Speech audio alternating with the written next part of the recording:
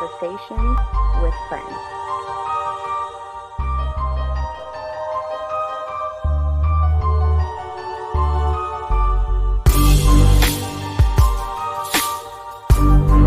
Conversations with Friends.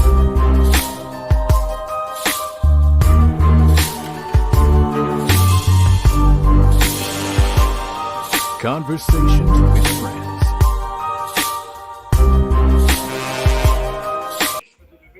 Hey, good evening. Welcome. Conversations with Friends, Season 2, Episode 4. Beautiful Sunday night, and it's kind of cold where I'm at. I've been cold for 4 days, but that's neither here nor there. Tonight we have Elliot is joining us, as well as King Atterbury. So let me ask my co-host, how you doing, Melodic? Hello. How's everything? Everything is good. How's everything with you, sir? Everything was good. Like I said, it's been cold. I've been cold for 4 days. I haven't been able to shake it. I'm actually, when I sit where I'm sitting, I'm actually right in front of the heat, and it's still not helping. So, oh wow, Jeez. But a lot going on. How you doing, King Atterbury and Elliot? How y'all brothers doing? Hey, I'm chilling. Happy to be here. You know what I mean? Word. King, how Elliot, you had an eventful yesterday, right? Yesterday and Friday, man. It's really been a grind time with the performing and the promotion. Nick just showed her book. This is like the proof of the new one that's gonna be out here around February, like right around the time of my birthday. It's called The World as I See It. It's my third manuscript of poetry. I'm gonna be re-releasing my first two as well, The Long Way Home and The Execution Revolution. So I'm just really heavy in the grind and the performing. My girlfriend, she just had a dope performance last night. Yeah. NJ Pack, speech from Arrested Development, Black Thought. Mos Def came out, performed. Do It All, Lords of the Underground, Nikki Giovanni, yeah, The Last Poets. It was just a beautiful, beautiful happening, beautiful people. It drained everybody and left us without an ounce of energy to spare, but it was well worth the energy expenditure, So I'm just happy and ready to get these next couple of months. If you don't mind me asking me, when's your birthday in February? What day? The 15th. Interesting. We'll talk about that a little later. Congratulations. King, what's going on with you? I'm just chilling, man. I'm waiting to get these projects launched off before the end of the month. And there's going to be some spectacular business going on, man. You know what I mean? Sounds like a plan. One of the things that I always talk about is the winter. The winter always seems slow. But for some reason, the winter for me don't start till after Thanksgiving until New Year's. It's like the slowest time of the year. Those 40 days, it seems like. So I'm glad everybody is having a great week. So tonight's episode is toxic friendships. Toxic friendships / relationships. Toxic friendships / relationships. Very, very interesting topic. And I think that when anybody that knows how to self-critique themselves would realize that we may have that, been in that, or be that, and have been that. So, Melodic, if you don't mind, would you like to tell us what the definition is? Yes, let's define it. Let's define a toxic relationship. A toxic relationship is one that makes you feel unsupported, misunderstood, demeaned, or attacked. A relationship is toxic when you're being threatened in some way, whether it's emotionally, physically, psychologically.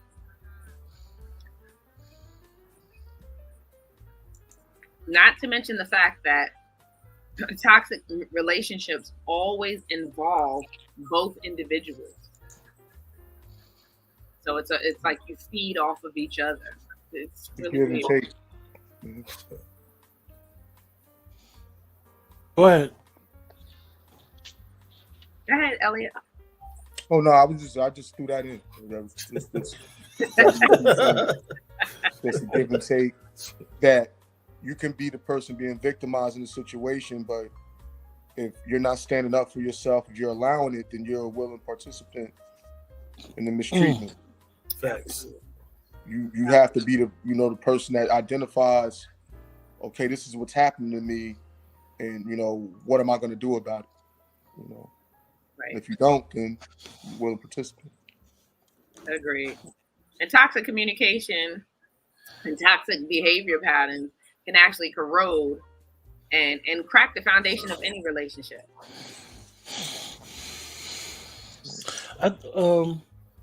It's interesting. I mean, I think everybody. I speak for me. I've been in that situation before. No one. To me, a toxic friendship or relationship shows how fragile the foundation really is. I believe that the foundation sometimes don't be what I'm gonna just use me for example. I thought the foundation on a friendship was more solid and understanding than it really was, and it took something very small to destroy it. And it made me realize, like, yo, it was toxic from the door. It was toxic, and I just probably just was too naive to look at certain situations and be like, oh, well, these were as we say, we could always see hindsight is always 20/20. So I didn't see the signs. Then when I started realizing, like, I was looking at all these signs of all this bullshit that was going on prior, because it really didn't affect me per se. Right. Because their toxicity was dealt towards other people. Right. And even in this instance, I literally didn't have anything to do with it. But I was collateral damage. Absolutely. I was collateral damage, and it's funny, right? Because the co-host, she knows a little bit about the situation, and I was thinking about the situation today, and I was thinking, like, yo, I was gonna talk about it, but for me, you guys are poets. You guys have an art form where you guys are expressing yourselves. But I was thinking about the situation and other situations that I've been in since I've been doing podcasting, and people that I know that I grew up with looking at me different because I have a platform, and thinking that I would attack them, not realizing I would never personally attack anybody. The platform, in my opinion, is too precious to do that. Right. However, tied with this situation, having nothing to do with nothing, minding my business, another mutual friend like, yo, maybe you should try to figure out what's going on. And I actually said, like, yo, you sure? Because I know how it's going to turn out. I didn't realize I was going to be collateral damage. And it's like, you know what? At this point, it is what it is. I'm not at my age and what we've seen in the last couple of years, definitely with life and COVID, I have no control over that. You know what I mean? Understanding people's toxicity, pulling you in. Like I was telling the co-host, I could be having toxicity going on with me, and then I could call her or whatever and dump it on her. That's a toxic friendship, in my opinion. Whoa. Because I need to figure out where she's at first. Yo, you good? How's your day going? Because it's like that energy vampire. I'm coming to her, stealing her energy, dumping my toxicity on her instead of asking her, like, are you able to listen to this? And I think that a lot of times, definitely in friendships, we don't ask how the other person is doing before we dump our stuff. That's just, a little short version of my understanding of toxic friendships and some of the things that I've done. Agreed. I will say this. I think that you also have to stand up for yourself. I think that self-care is definitely combats toxic relationships, friendships, etc. So that being said, sometimes you have to stop people and say, whoa, wait a minute. I don't have the bandwidth to take this on. Yeah. Right now, I have something else going on in my life that I'm dealing with right now. So right now, I can't be there for you, friend, because I got to take care of me. That's like when you're on the airplane and they tell you to grab your oxygen mask first because you are not a help to anyone else until you take care of yourself. Did you say bandwidth? Yes, the bandwidth, right. You may not have the bandwidth to deal with someone else's issues, Yeah. So, yeah. It's I don't know if you wanted to go or not up top, but just had some of my. There's so many variations, so many variations of it. When you're talking about, particularly the friendship part and the part with family, because I had an interesting situation when I was younger and I was living in my grandmother's house. It's one of those houses where it's like 6, 7, 8 people living together under one roof. And I was going to college, had no money, couldn't really move out on my own. So I lived in the basement of my grandmother's house through all the years that I was in school, and I always had the nicest stuff. I had the nicest clothes. I had the video games.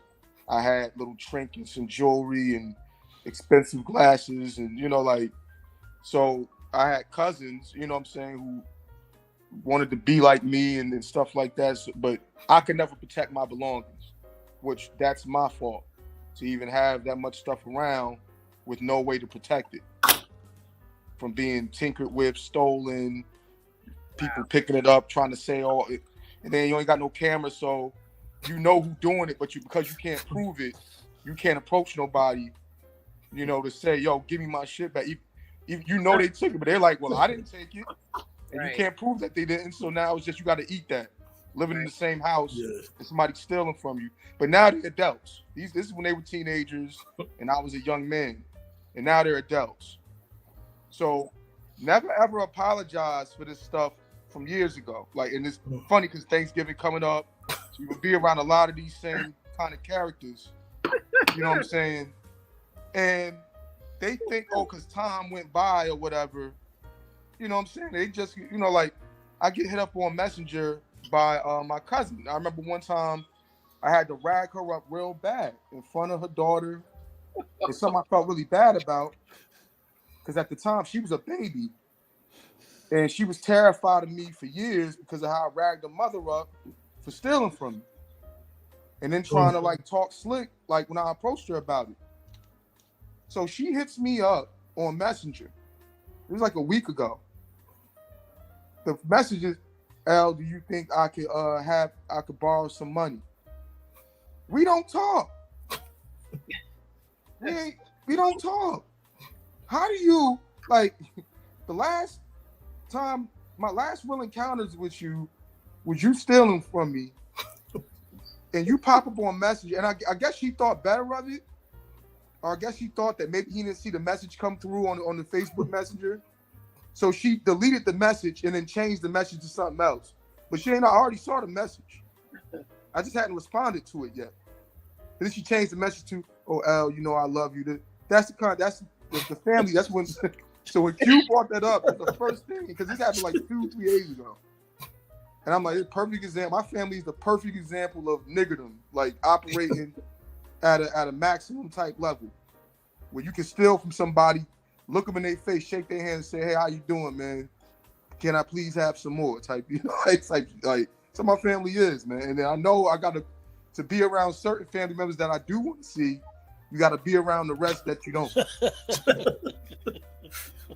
So yeah. So give thanks for that. So that's one thing about it. But the other thing is reciprocity. It's like what you were saying. Don't come dumping on me, man. You know what I'm saying? Especially if I never hear about you when it's time for you to be that, that comforting source that I need. Right. I can never rely on you in that regard. But it's I always got to, be the one to be somebody's wise counsel. And it's almost like sometimes when people view you as a strong person, they think you don't need those things not understanding that those things are what allow you to be strong for others.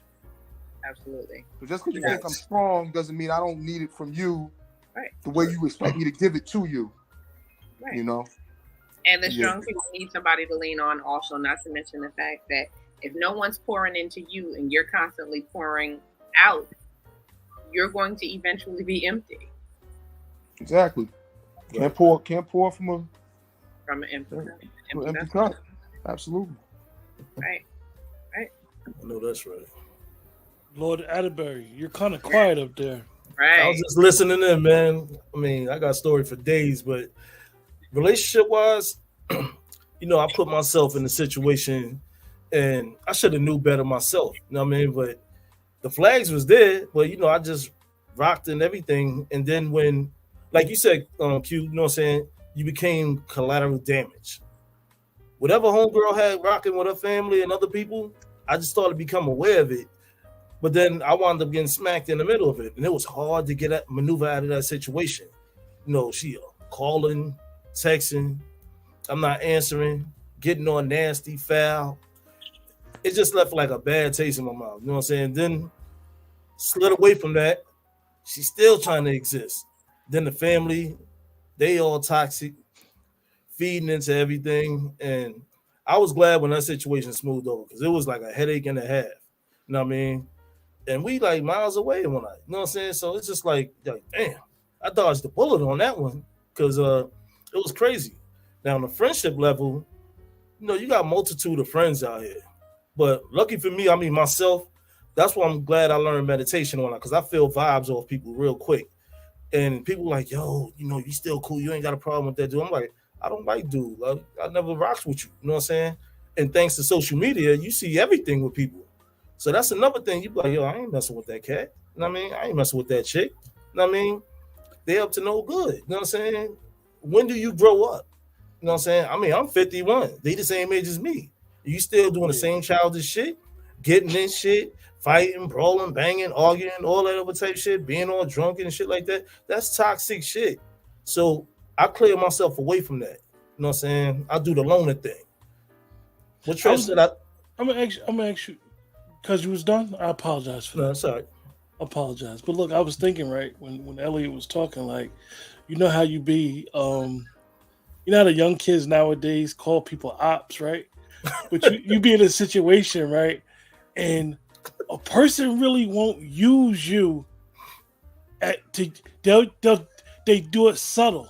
It's like a passive aggressive. They use you to bust your gun, but they don't really want you to be direct with it. They'll dump on you. They'll tell you a situation that you know who the third party is, right? And then you be like, well, you want me to deal with it? No.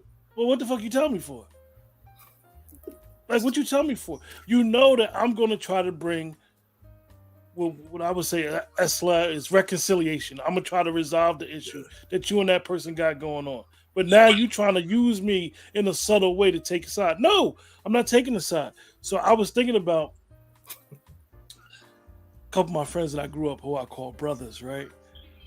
We don't got to talk. We don't got to text. We don't even got to see each other for months. And it's like the code. I know what a couple of them think. I know if I hear something about them, oh, they did it. They didn't do it. I don't even got a call. Like I had one situation where one of my bros did something. I called, we just started laughing on the phone. He's like, why are you calling me? I'm like, because I know you did it. So I say that to say, like, even in that, like, yo, with the friendships, like people just be having so much stuff going on, and I've had a lot of stuff going on, and I've learned not to dump my toxicity or certain situations that I be in on other people, and even sometimes people will be like, for example, I had an interesting week, and I called my peoples, right, and I started dumping on them. So then he started dumping on me, and I'm like, damn, I don't even know if I should have called you, yo. You going through something worse than me.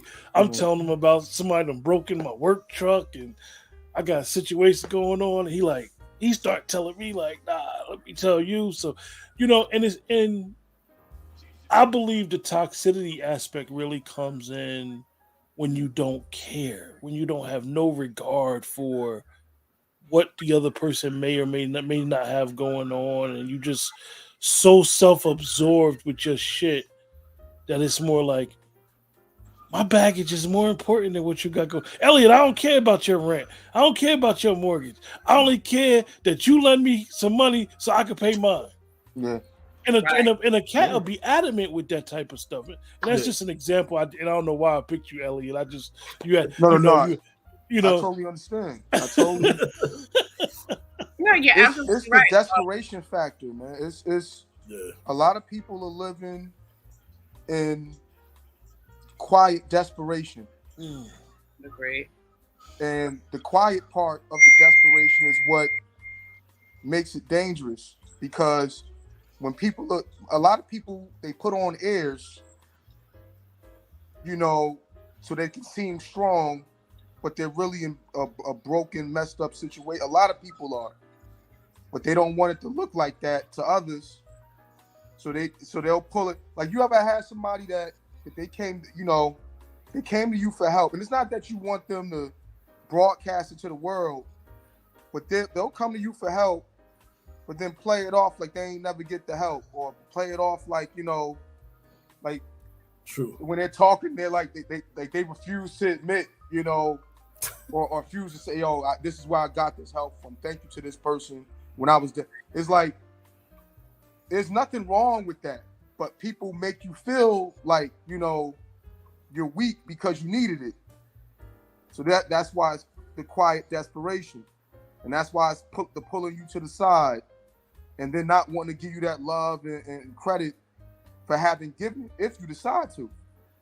Right. And a lot of people live with that and live in that every single day, and we become the casualties. The ones that have our stuff together, Right. become the casualties of that, and the ones that they always feel, well, you know what, the next time that happens to me, I know where I can go again. And if you don't stop it, that's why I said you can become an active participant in how you're treated.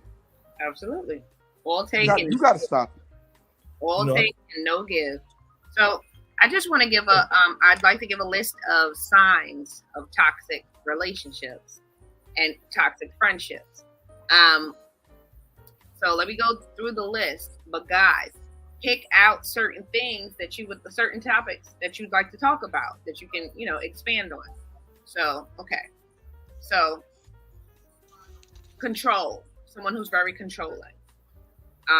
Someone who all take and no give. You feel drained. Woo! I can relate.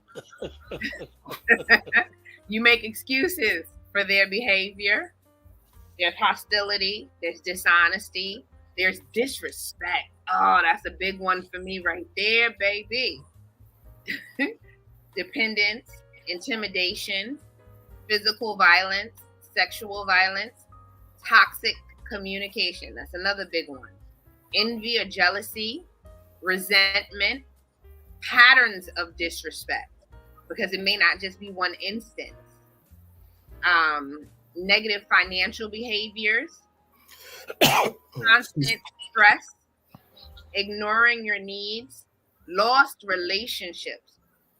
So when you're dealing with a partner, sometimes that relationship can, or even family members or even friends, dealing with that relationship can be so overwhelming that it takes up so much of your time that you don't have time left for yourself or anyone else. Lack of self-care, hoping for change, but no actions to back up those hopes. Walking on eggshells. That's another big one.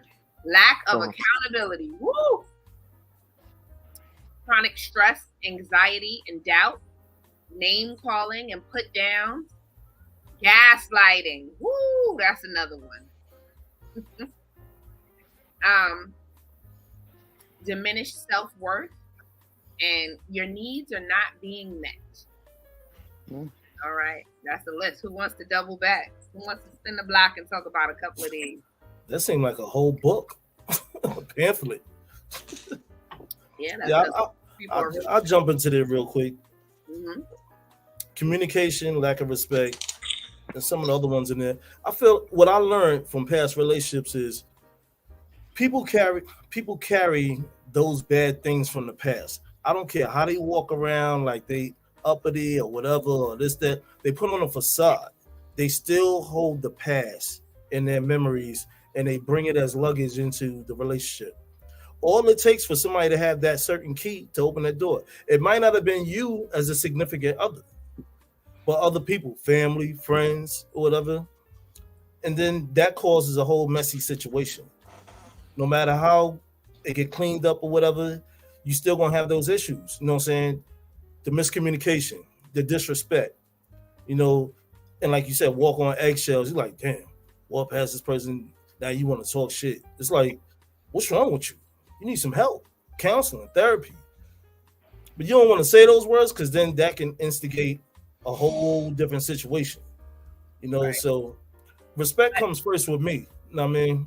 But then again, so remember at the beginning of this conversation, I also said that it takes a second party to participate in this toxic behavior. Exactly. So, When I right. learned, I used to entertain it by speaking back. It don't matter if you speak nicely or unkindly. The person gonna take it where they want to take it. Right. And then I've been in that situation where I ain't say shit. Then it still initiated something. It's still toxic. Right. Huh? I said Oh, it's still toxic. exactly. Because When the I person expects a certain reaction from right, you. it's like, oh, you can't talk. Right. I'm like, talk about what? You know what I mean? And you know, it's like name calling and stuff. And I had to sometimes leave out and just go out and chill for a little bit. But you know, like I said, I learned later on, it wasn't my problem, the one with the problem. It's that person. But when you stick around and when I, you know what I'm saying? But that's why I'm glad I became, huh? You're just as guilty because you're a willing Yeah, participant. exactly. Exactly. Right. So that's why I'm kind of like skeptical with people. You know, I read their vibes and everything and just be like, yo, I don't know about you, yo. You know what I mean? But that's life. We living in dark days right now. So Right. Yeah. I think the phrase that runs through my mind when dealing with toxic people is do not engage. Do not engage. Because somebody can actually absolutely bring you out of your character. And that's not cool either. I don't like to be around people who trigger me or who make me feel like I want to completely lose it on you. One of the key things that you said, Melodic, was lack of accountability. And for me, in personal and business relationships, I literally have to tell people, listen. I believe that every human being has insecurities, but your insecurity is not my problem. There you go. I say that to say, and I don't say it to sound, and I know it could seem a little harsh or not caring, but I say that because I believe that a lot of times we tend to push our insecurities off on others, definitely when it comes to relationships. So when you know you have that insecurity, that leads to that telltale one, the lack of accountability. So now you're putting that off on the relationship or the friendship, which is a major problem for me. I remember one instance, you know, I was trying to practice a little chivalry, and I got to grab the bags out the car, and I'm thinking I'm being this nice gentleman, and this particular female wasn't used to it, and we got into a big argument over it. I'm like, "What you?" She's like, "I'm not used to nobody helping me with all the bags," and I'm like, okay, you're not used to it. I'm here, like I'm supposed to do it." And it led to a blow up, and I had to tell, like, look, I get it. And then I used to always say to her, like, yo, you got insecurities with issues, and you're allowing them to affect me. You like, and I hate to sound, like I said before, I hate to come off as arrogant, but your insecurities is not my problem. that's true. And that actually led to me and her going our separate ways because her insecurities, as valid as they were and as understanding I was, they affected me so much that it was no relationship. It was just toxicity everywhere. It was all over the place. It just was like a canister. Like all you need is a wick, and it's just gonna blow up. And that's what happens because the toxicity spreads around you, and eventually it could be, like I said, over a bag. One particular day it was over a soda. One particular day, and we're in the age of social media. Now people look at your social media and, oh well, why that person like your post? Or why that person comment? Why that person put the heart emoji? So I'm gonna be straight up. I got to the place like, look, don't get involved with my shit. And I mean that with everybody. Like, because at the end of the day, I don't have certain, my insecurities, I believe, don't affect other people. I believe they're more personal. So when your insecurities and lack of accountability starts affecting me, I can't deal. And that even goes back to that toxic friendship I was telling y'all about. Yeah. That's some other stuff that had nothing to do with me. But we need to double back to a show that we already did. Q, boundaries. Well, I'm glad that you brought that. I'm glad. If somebody's a habitual line stepper, like, no, we can't be friends. I'm sorry. I'm glad that you brought that up because don't respect my boundaries. How about that was the first show we ever did. But even in that, like, Melodic, I'm glad you brought that up. Like, even in that, like, I believe now sometimes you got to reassess those boundaries and reestablish them. Like, yo, the last 6 months we've been having certain situations in our friendship going is, hold up, we need to reestablish. We need to reestablish these boundaries. Even in a relationship, like somebody may be like, I need to know what you got in the bank. If y'all got a joint account, if y'all don't got a joint account, I need to know some financial stuff. You may have, listen, these are things to me that are important. For some people, they're private. They don't feel like they want to tell the person they're in a relationship with certain things, and I get it. But going forward, you may need to have that conversation. Like, look, we need to discuss this because, like Melodic brought up the show we did, which was our first and I believe a great show. If these boundaries aren't established, it's going to be problems. Absolutely. You know what? My thing is, like, first and foremost, I'm like, do not engage. Hold it. Please stand by. Let me process. And then I'll get back to you. No, seriously, because think about it. Sometimes when you react, sometimes you react negatively because you may feel offended or what have you. My thing is, give me a minute. Let me process this. I need a minute because I really need to think about what happened, how I'm going to deal with it, what I deducted from this situation or whatever. And then I'm gonna get back to you, and we're gonna handle it like adults, because I'm always gonna come at you with respect, because I need you to come at me with respect, because I don't do disrespect.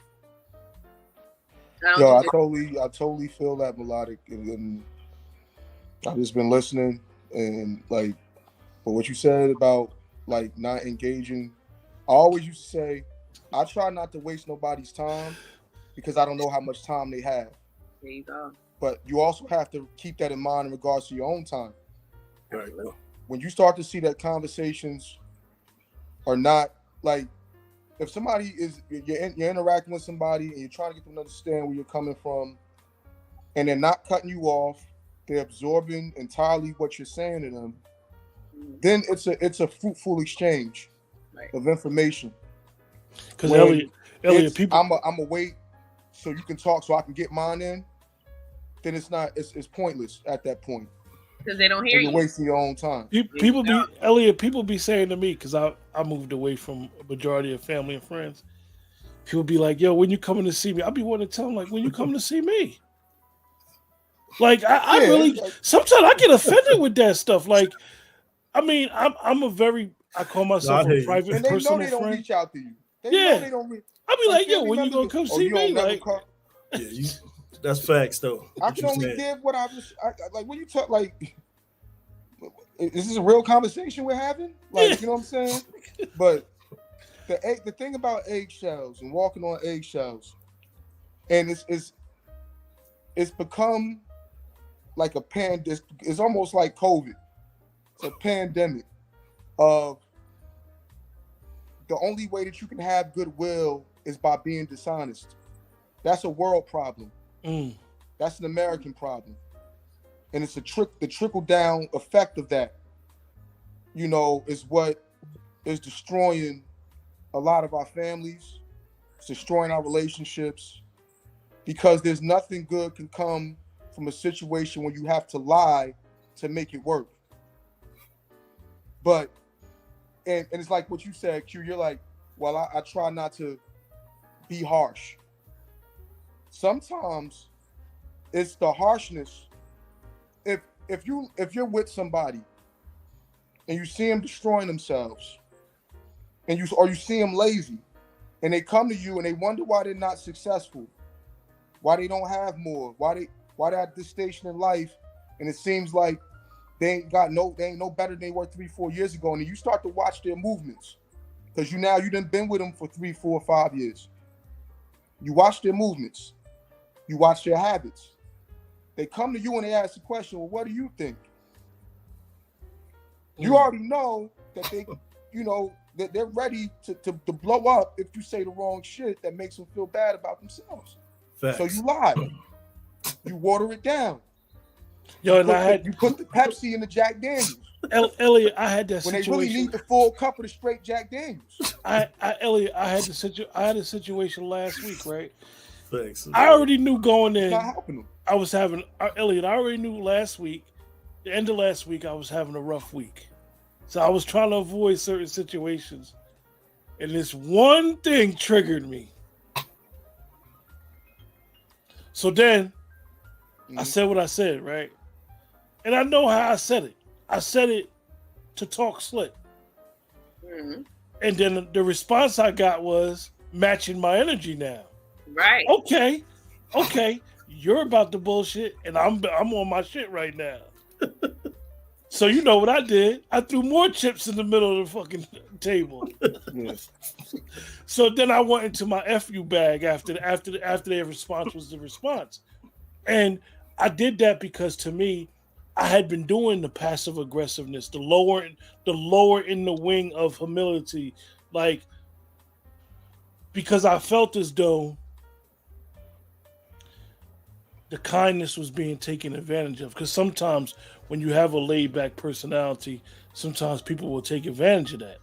And I knew it was getting toxic, not with this person direct, but with certain situations that revolves around it. And I'll be honest with y'all three. I deal with poets all day.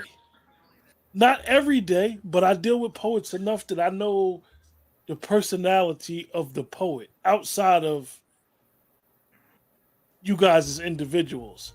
And I matched the energy that I was getting from this particular poet with the energy that they was giving. And I felt perfectly fine afterwards. I mean, I told Melodic about it. I told King, I'm perfectly fine. Because at the end of the day, that wing of humility, that wing of trying to understand instead of being understood was not given to me. Because at the end of the day, you knew in the middle of this chat that I wasn't the poet. So if I wasn't a poet, even if you didn't remember who I was, you should have been trying to figure out who the hell I was. Well, and I feel like this, first of all, when you're dealing with poets in general, poets are very emotional. They are very emotional. They are very expressive and subliminal. Yeah. They are. They're very subjective. Right. They're very subjective. Let's be honest, all three of us are poets, right? And we take our pieces very seriously, you know. And even if we're not writing pieces for ourselves, I'd like to think that most of us are empaths. So we take on a situation and you sit there and you observe it, and you can take on that person's feelings and write something really, really dope. So sometimes when you're dealing with people, you have to, it's like you have to compartmentalize and say, okay, well, you know what, hold on, this is what this is. Let's deal with the facts. These are the facts. 1, 2, 3. And if the facts are not adding up, then it's an issue. But if the facts are adding up, like, how are you even taking it personally? Like, cut it out. It's not. Melodic. That's the crazy part, right? Is that Elliot could understand this. I was watching the game last week, and I wasn't happy about that. And after I did what I did, Elliot, this is the crazy part. I told Melodic and King, and neither one of them said I was wrong. So I felt really good after that. If either one of them would be like, well, you was a little harsh. Neither one of them said I was wrong, so I felt good. I mean, King seen it, and he seen where it was going. And then we was on the phone, and I'm telling him, like, I'm watching the game. I'm like, cuz I'll call you back, yo. I'm trying to watch the game, but I'm mad because I see what's going on. And but business is business. You know what I mean? Yeah, it was just like I said, sometimes we be having so much, and maybe I was bringing some toxicity to that situation. I don't know. No, you were being toxic, Q, not you. Look, I read between the lines of the whole thing. I read the whole joint, and that's why I went to go talk about the situation on that. You know what I'm saying? Like, I think you were more mad than I was. Yeah, because I don't like when people play dumb. You know what I'm saying? I'm trying to smooth things out, saying, well, maybe they didn't understand. They should have went back up in the thread. And it was like, no, I know. I said, wait a minute. I said, you're not looking at the principal fact. You said what you said, but then they didn't go back, and they trying to blame Q for this, that, and the other. I'm like, you're defending this person or not? And I said, I'm not kissing nobody's behind. The person was wrong. At that point, I take all the blame, and it was more of, F you, what you gonna do about it, punk? But anyway. Well, the thing is, the person always has the choice not to engage. And Melodic, that's I guess Melodic, in your expertise, you're giving not saying you're an expert on toxicity, but you're giving us a cure. You're giving us a quick cure for when we're in those type of situations, and that's a good thing, because a lot of times, definitely when we are coming from certain backgrounds, we're so used to engaging that's the only thing that we know. Right. And as we mature and get older, Elliot is he's already trying to talk himself out of engaging on Thursday, but he's trying to figure out how he's gonna get around it. It's really just, and I'm talking about relationships now, but you can really you can push it to friendships too. Situations in which you understand, like, the person's allowing you to be able to be real with them about the ugly shit. See, when it's time to receive compliments and, oh, you're so beautiful, or you did a great job, you can be as honest as you want to be. But what about when the house is a wreck and your cleaning habits is fucked up, or your money habits is fucked up, and I'm with you, you know what I'm saying? And to be a good partner, church, you know what I'm saying? To be a good partner, and for us to survive, and for this thing to be optimal, us be optimal as a unit, right? You know what I'm saying? And there's things that I have to be able to be coachable about as well. Right. None of us, I think, like, at the end of the day, we all have to look at ourselves as an unfinished product, and our connections, the people we meet, everything can't be defensive. Right. We live in a society now where we can't accept, somebody saying, well, listen, here's another, here's something you may have not considered. Right. Here's something, when you look in your mirror, you may not see, but I can see it from a distance. And if you would allow me to, I'll give you my perspective on it. But don't hate me for it after. Well, Don't change okay. up on me after. I'm For being going. honest with you. Okay. I'm sorry. I'm going to say this though. So this was another show that we had in the past. And my thing is it's not what you say, it's how you say it. Because my thing is communication plays a big part in toxic relationships, friendships, etc. And my thing is, of course, you want to be honest with everybody, but again, don't never lose the respect. You know what I mean? Oh yeah, tact is Right. The funny thing is, I'm going to give you an example. So, one of my best friends had a 25-year relationship with her husband, right? And I absolutely always use them as an example of just a dope way of dealing with, things that you don't like, where you need to tell your partner, something and let them know that you don't like it. And he would never say, like, put it like this: if she had on a pair of sneakers, right, that he didn't like, he might be like, "Oh, where'd you get those from?" And she's like, "Oh, I bought them at such and such and such, whatever they had to say on." He's like, "Okay," and she's like, "Why? You don't like them?" And he's like, "No, they're cool. They're cool. They're cool. They're cool. If you like them, they go with your, go with your outfit." He would pick out something positive about it. It'd be like, they go with your outfit. I see you trying to match up the bag with the shoes or whatever. But then he would turn around and say, we're gonna go sneaker shopping this weekend, babe. now I got a question. Right. If she know, hey, well, he doesn't like the sneakers or whatever. So, all right, you know what? Cool. It's it's whatever. But it was the way he relayed the message. All right. How do you distinguish between that and walking on eggshells? Because I don't think it was a where anyone was walking on eggshells.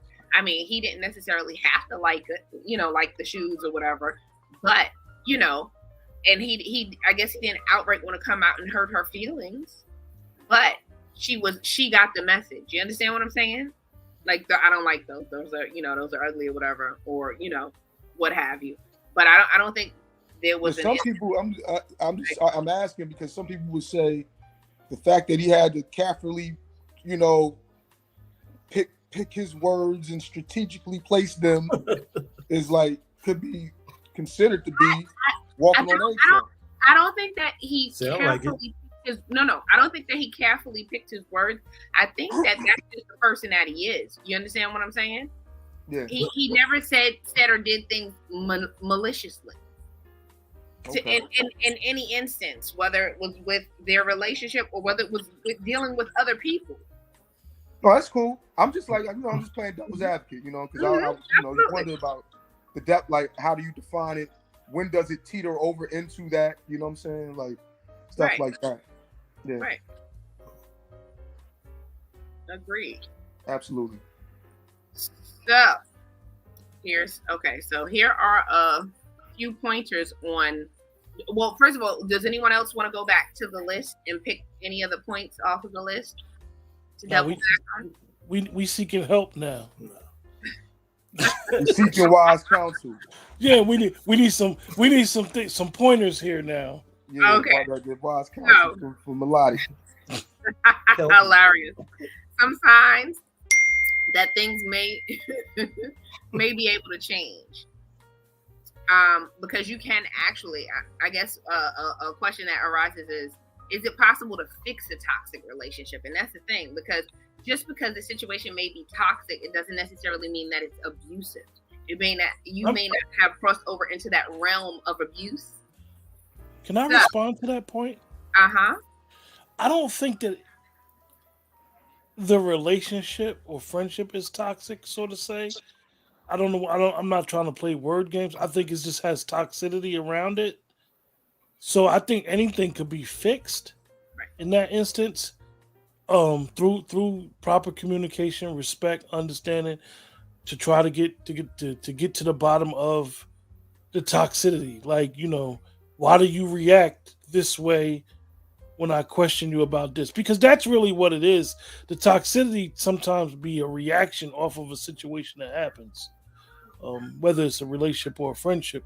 So I don't think it's like all bad. Like you know how a lot of times you see the celebrities and they be crazy in love. Us on the outside, 9 out of 10 when they're in the news, it's because a situation that happened now looks toxic. But then when they're in the news for the good thing, you see them all lovey dovey, hugged up, kissing. I think that's a good thing. But I think that sometimes it just be so volatile. Like it's like mixing alcohol and milk when something happens, and it just be like triggering. It's like boom, oh, they go from zero to 60, and it's like combative. She done beat them up, scratched them all in the face, and slash it. Guys nowadays be keying cars, so he done keyed her car. So I think it's more of no, thank you. Oh man. Let's be with that. Okay. I think it's actually more of understanding the toxicity level of yourself, of others, and like you always hear some people say,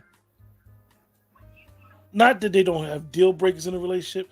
Well, if he do this, I'm gonna do this. It's a reaction to an action, and it's always got to go postal. Like, why you gotta handle it like that? Why you gotta, as we would say, why you gotta be an N? Just be a mature adult. A situation come. Women expect men to be mature, handle it, don't act like babies.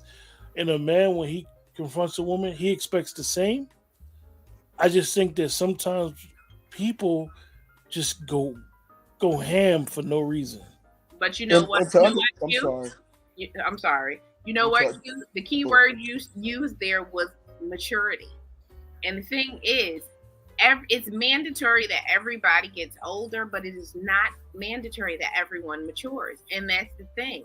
So you have a lot of these like man children and women children going around, and you may be in your 40s, 30s, 40s, or 50s, some even 60s, you know what I mean? And you expect this person to have, wisdom, one, and to have experienced certain things in life so that, they can, manage themselves in a mature way. And they don't. Like sometimes, like seriously, like you have like 40 and 50-year-old like kids, and it's just like, are you kidding me? Did you just say that? You're making me laugh because every time I'm in the car with somebody and they have road rage, I just look at them like, you all right? Like, because I be tripping when a person got road rage because I always think it's going to end bad, a road rage situation. I never think, because I don't think it could ever end a different way because you don't know what that person got going on that you're doing it to. So whenever I see it, I always be like, I literally look to the side and be like, you can let me off right here because, like I don't want no part of it. One thing that I've always taught myself is, and I actually had having the same conversation literally like 2 or 3 days ago. What someone is or isn't is never as important as why. So I had to, like, even in it started from a post I put up that somebody, where I was talking really about, like, when a man, would call a woman, oh, she's a hoe. That's the easy part. It's the easy part to say, oh, she's a hoe.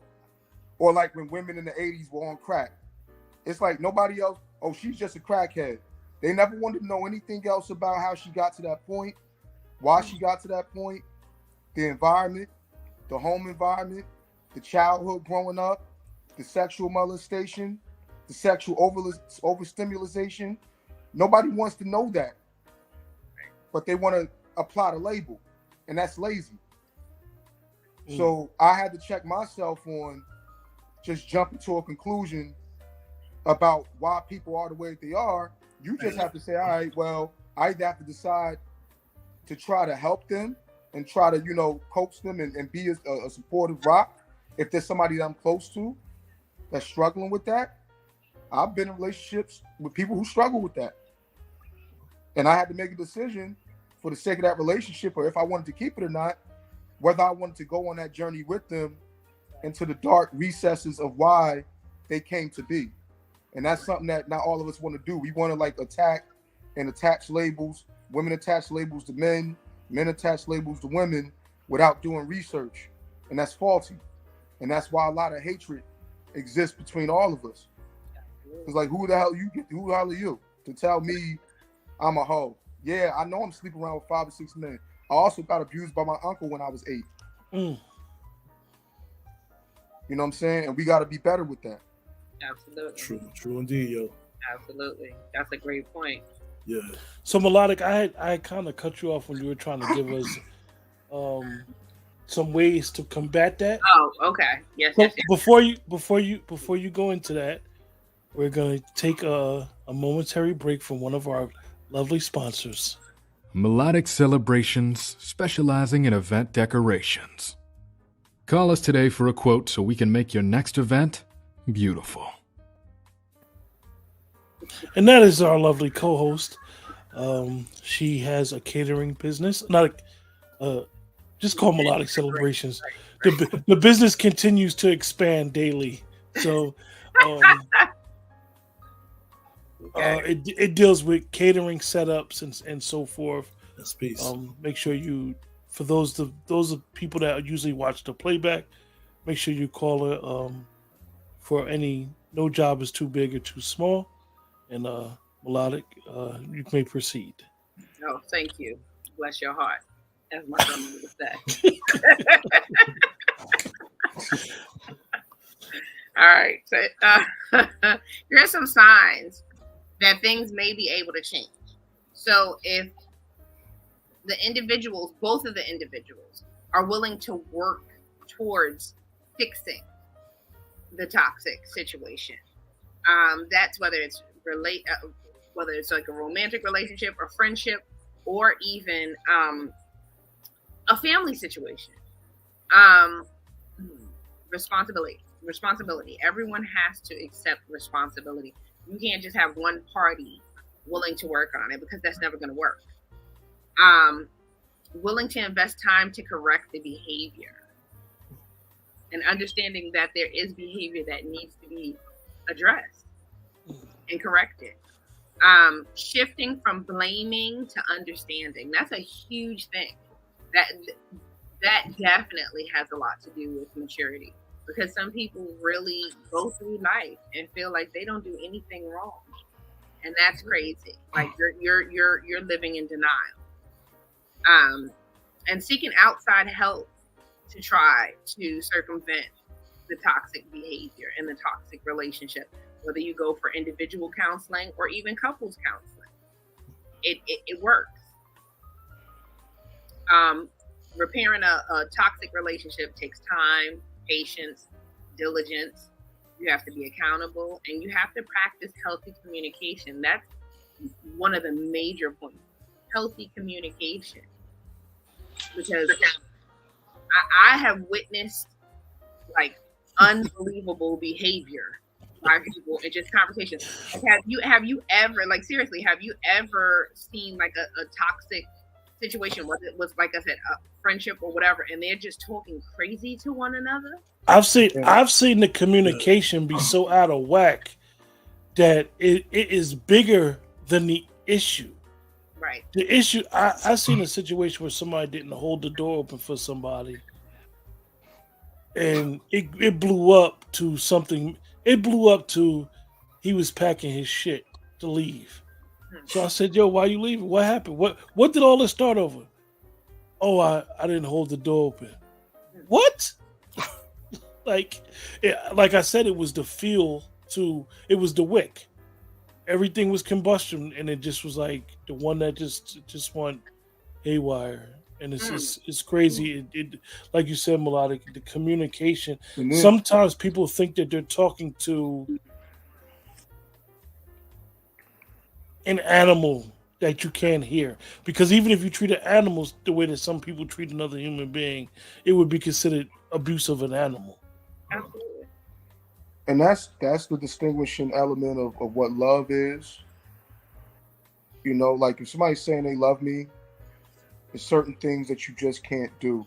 There's certain things and situations that you just can't subject me to. And that's the hard truth.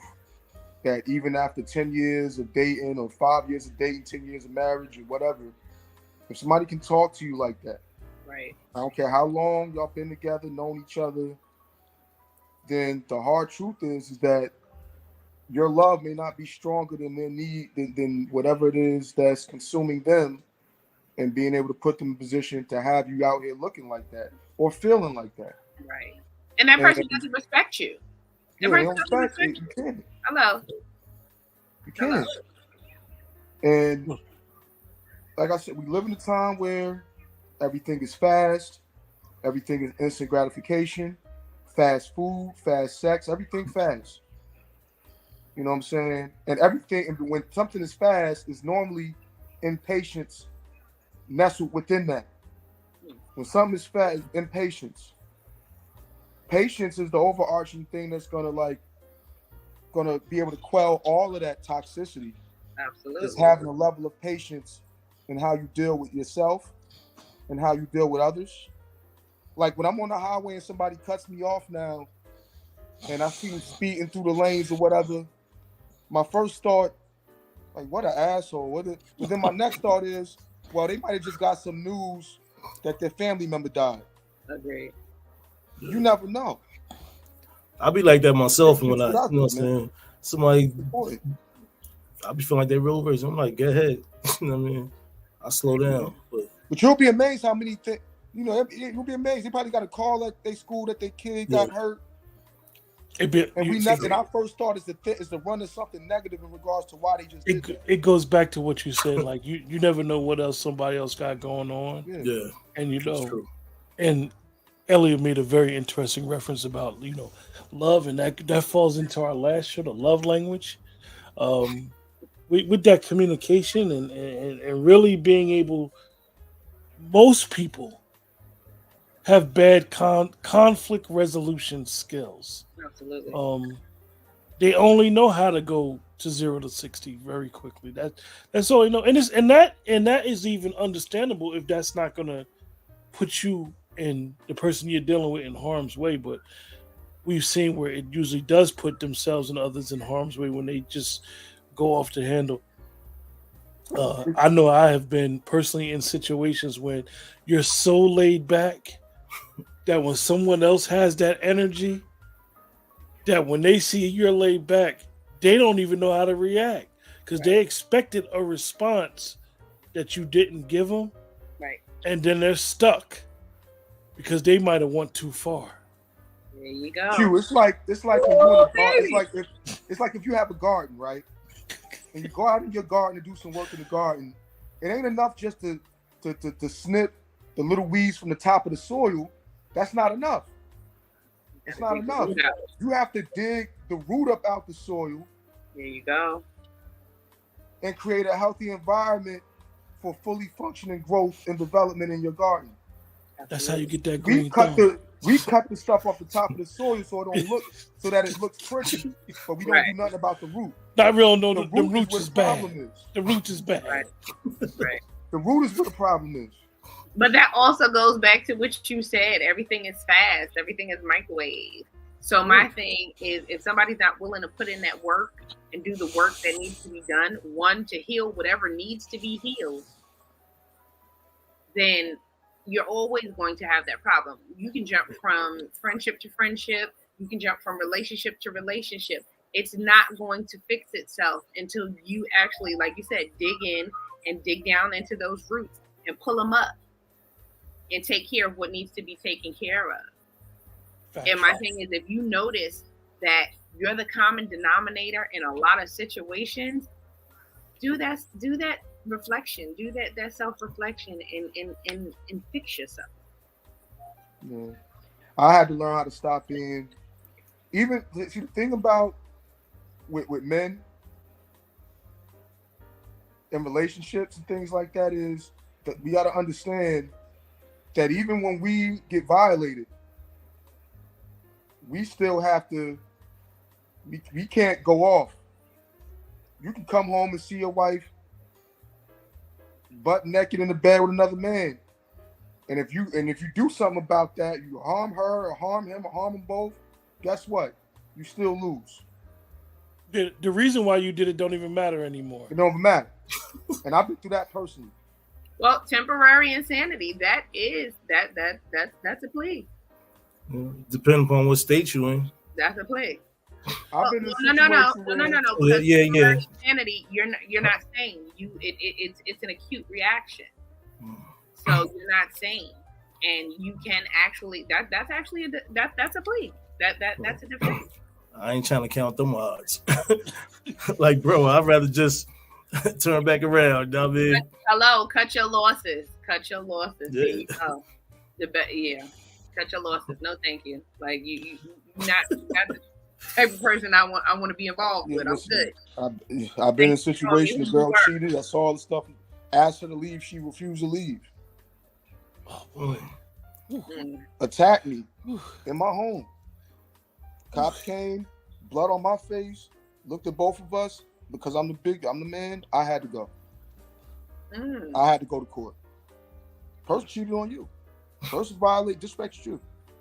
But you're the man. And that's how they look at it.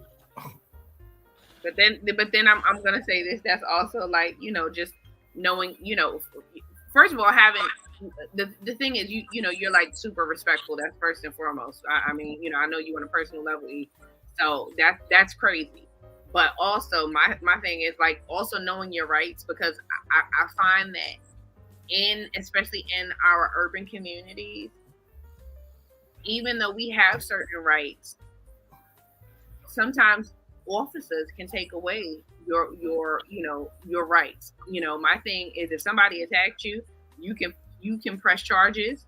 You can write up a report. You can press charges. You can get a restraining order, and then you can evict that person from your house. You know what I mean?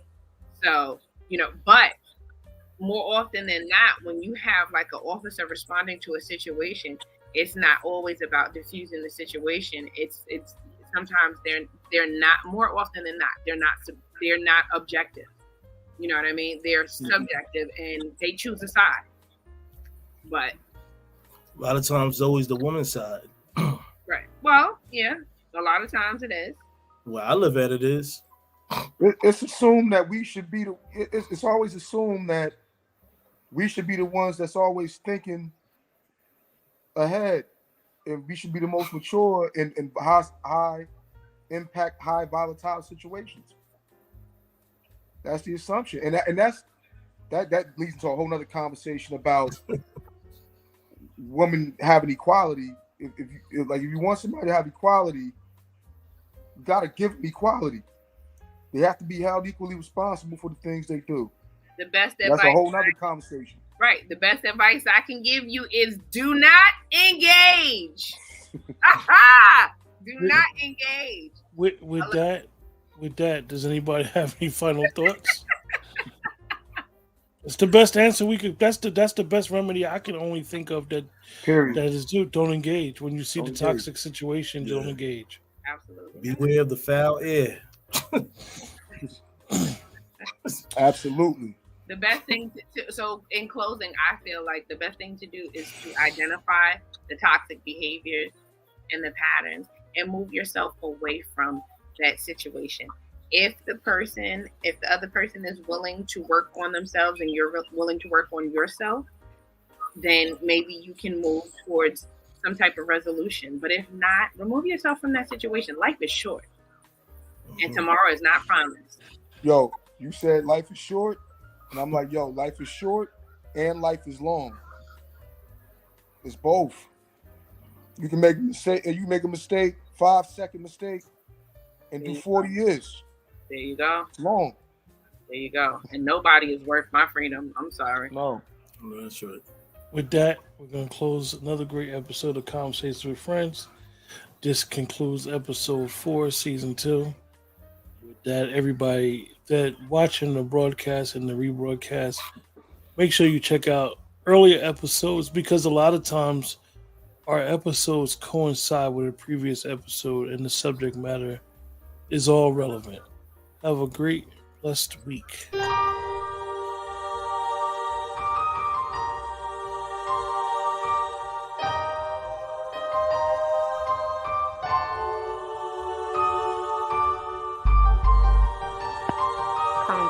Conversations with Friends.